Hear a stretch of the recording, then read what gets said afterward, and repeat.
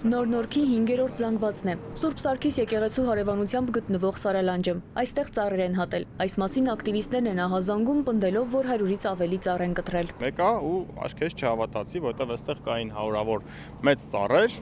որոնք այլևս չկան։ Մեկ օրում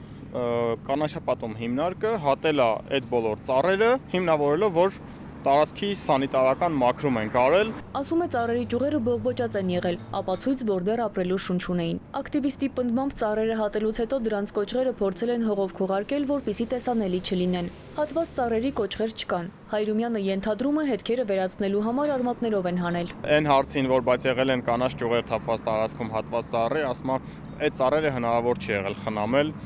դրա համար ենք հատել։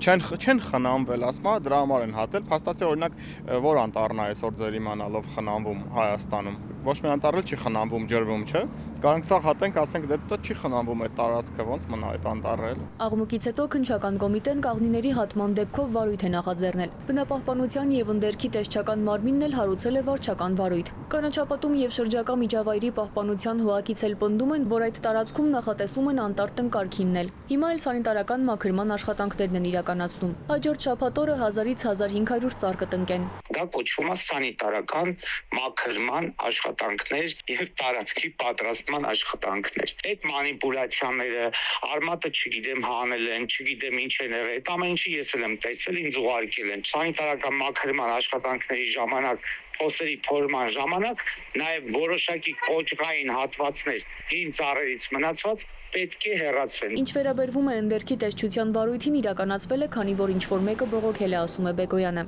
Իսկ այդ տարածքում 10 տարի առաջ էլ բազմաթիվ հատված եւ այրված ծառեր են եղել։ Գիտեք մի բան էլ, եթե մենք ասում ենք 23 ծառ ենք հատում, հատման թույլտվությունները տալիս ենք մենք։ Հետևաբար, եթե 23 չի, ավել ծառա, այդ ավելի թույլտվությունը կտայինք մենք։ Տարածքում պահպանվել են արժեքավոր մի քանի ծառեր, հատված հիվանդ ծառերը եղել են բացառապես թեղիներ, պարզաբանում է Բեգոյանը։ Շաբաթ օրն էլ ասում է կհայտարարեն, որ այնտեղ հիմնվեց 6 հեկտար քաղաքային ուրբան անտառ։ Սիլվի Մուրադյան, Զոհրաբ Քարամյան, ժամը լրատվական։